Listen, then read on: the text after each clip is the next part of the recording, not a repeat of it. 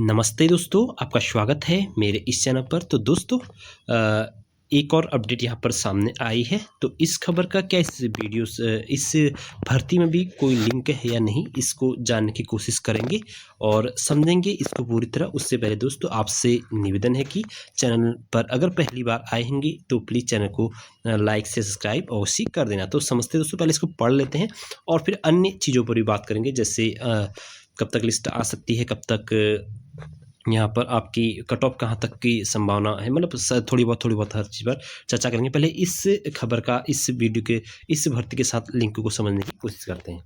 शिक्षक भर्ती में नहीं पर टीटी में मिल रहा बाहरी राज्यों की महिलाओं को आरक्षण।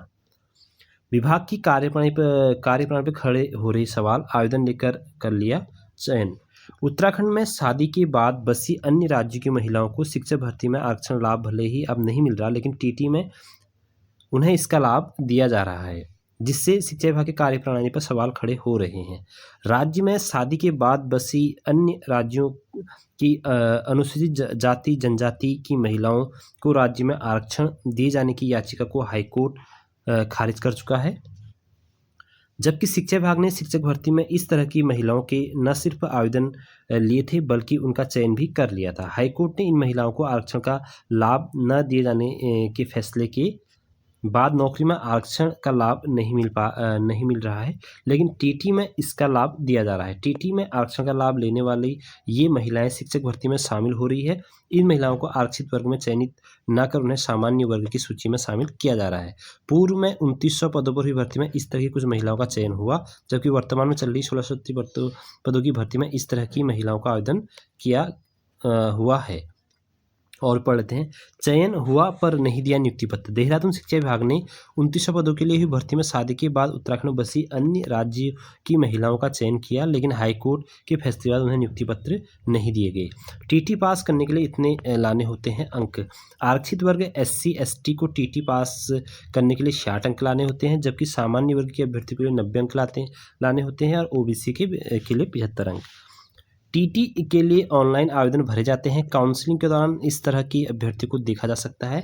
इससे भी जरूरी यह है कि जाति प्रमाण पत्र जारी करने से पहले इसे स्थानीय प्रशासन की ओर से देखना चाहिए। वंदना अग्रवाल, निदेशक SCRT। तो दोस्तों ये मामला ये है कि जो लोग अन्य स्टेट के हैं और यहाँ पर उनकी शादी हुई उत्तराखंड में, तो जब वो टीटी का फॉर्म फिल कर रहे हैं तो वहाँ पर अपनी कैटेगरी लिख रहे होंगे, जिस भी कैटेगरी में उनकी शादी हुई है, तो उसमें उनका लाभ तो पूर्णतः मिल रहा है, मानी कि SC कैटेगरी का उनका या ST कैटेगरी OBC कैटेगरी का लाभ मिल रहा है।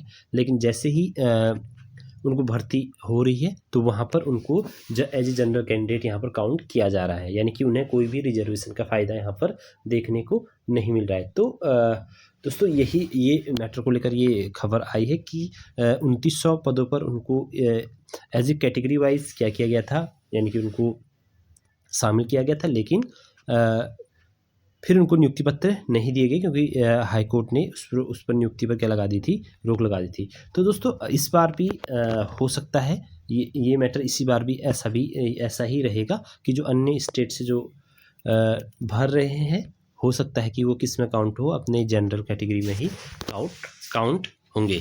तो ये रही दोस्तों ये जो खबर थी, इंपॉर्टेंट खबर कह सकते हैं कि जो लोग घबराए थे कि ये कैटेगरी की सीट ले जाएंगे, तो ऐसा पॉसिबल नहीं है। जनरल कैटेगरी में ही ये शामिल होंगे और बाकी अब आपकी काउंसिलिंग लिस्ट बहुत जल्द 2-3 दिन के अंदर आपको देखने को मिल जाएगी। और वहाँ पर ये देखना सबसे बड़ी बात होगी कि आज जो यूपी से जिन लोगों ने डीएलएड किया हुआ है, और सबसे बड़ी लोगों का इंतजार यही है कि जिन लोगों ने यूपी से डीएलएड किया है वो कितने अभ्यर्थी बाहर हुए हैं और कितने अभ्यर्थी यहाँ पर कितने अभ्यर्थी को बाहर नहीं किया गया। ये सबसे बड़ी बात रहेगी और उससे बहुत सी जगह क्लैरिटी आएगी। और मेरा अनुमान है कि लगभग जितनी मैंने प्रीवियस में आपको उस आंकड़े के अनुसार, यानी कि जो आंकड़ा भी आ रखा है प्रत्यावेदन लिस्ट में, उस आंकड़े के अनुसार जो लिस्ट मैंने देखी थी, उस हिसाब से जो एनालिसिस किया था, उसके हिसाब से जो फाइनल कट ऑफ गुणांक बताया था, उससे भी मेरिट अगर लगभग 200-300 अभ्यर्थी प्रत्यावेदन लिस्ट से हटते हैं